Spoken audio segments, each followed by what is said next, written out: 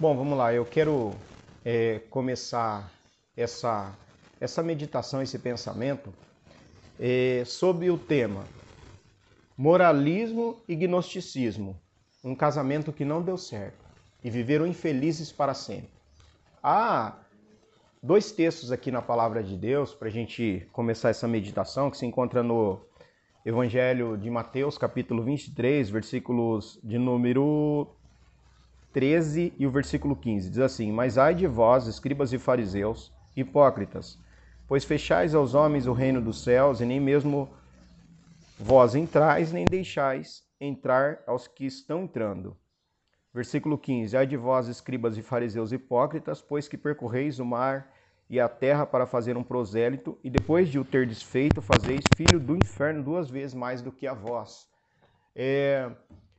Pode surgir um pequeno questionamento sobre qual é a ligação desse texto, que é um evangelho que foi escrito no primeiro século, com o gnosticismo que alguns teólogos dizem que surgiu a partir do segundo século. Então, como nós conseguimos fazer esse casamento, né? Será que alguém forçou esse casamento? O que vem a ser o pré-requisito da filosofia essencial para a filosofia gnóstica? É o postulado da existência de uma entidade mortal, que não é parte deste mundo, que pode ser chamado de Deus interno, ser imortal, divina essência, que existe em todos os homens e é a sua única parte imortal. Os gnósticos consideram que o estado do homem neste mundo é antinatural, pois ele está submetido a todo tipo de sofrimentos. Para eles é necessário que o homem se liberte deste sofrimento, e isto só pode ocorrer se ele obtiver um conhecimento, um autoconhecimento, um conhecimento de si mesmo. Qual era o problema dos fariseus? O termo fariseu significa separado.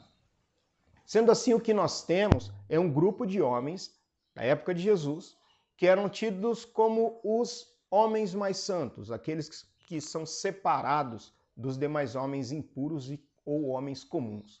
Jesus, no capítulo 23 desse evangelho de Mateus, que nós acabamos de fazer a leitura, combate de forma veemente. Jesus não passa a mão na cabeça dos fariseus.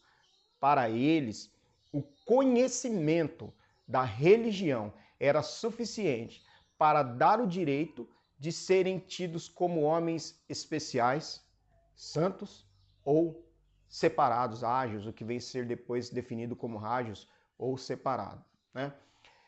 Então Jesus combate isso, dizendo para eles o seguinte, que o conhecimento adquirido por eles, além de impedir os homens de entrar no reino de Deus, ainda fazia com que aqueles homens fossem filhos do inferno 2 vezes mais do que eles mesmos.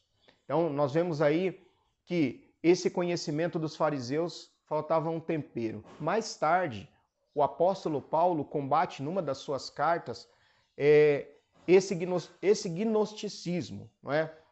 O que mais tarde também vem, João acaba mostrando que esse conhecimento ele deveria vir acompanhado do reconhecimento que Jesus veio em carne, não é? Esse era o conhecimento verdadeiro. Bom, a Bíblia diz que a ciência incha e que o amor edifica.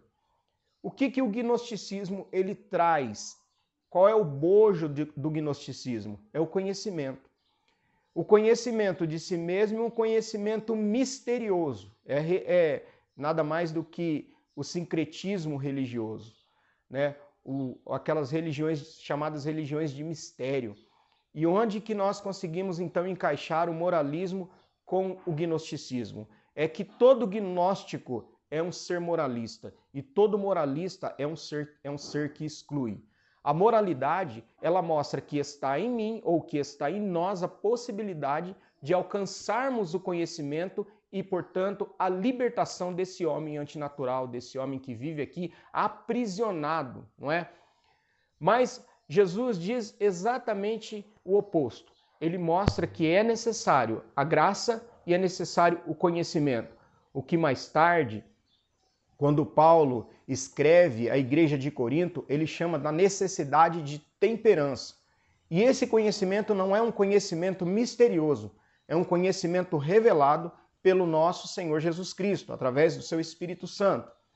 Então, há necessidade de se tomar cuidado para não descambar, né? A gente descambar para o liberalismo teológico de que tudo pode, ou a gente descambar o oposto disso, para o outro lado, de que tudo é proibido e de que nada podemos.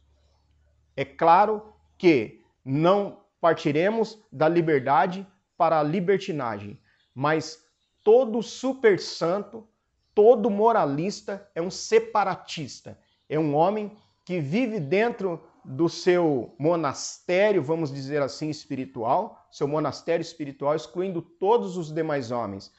E cabe aqui entre nós fazer um pensamento. Você que também é pastor e que está acostumado a lidar com pessoas, você sabe que todo aquele que arrota muita santidade tem algum problema escondido na sua vida. É claro que toda regra, ou em toda regra, há a sua exceção, mas Jesus, ele deixa bem claro a sua humildade e a sua mansidão. E nunca eu vi, e nem você também, nunca vimos Jesus excluindo as pessoas. Me parece que Jesus tinha muito mais facilidade em lidar com os fracos e com os oprimidos do que com os santarrões. Fato comprovado por esse texto que nós acabamos de ler. Meus irmãos, meus caros ouvintes, nem super santo, nem super profano. Simplesmente, ou especialmente, ou acima de tudo, servos do Deus Altíssimo. Muita santidade é sinal de problema.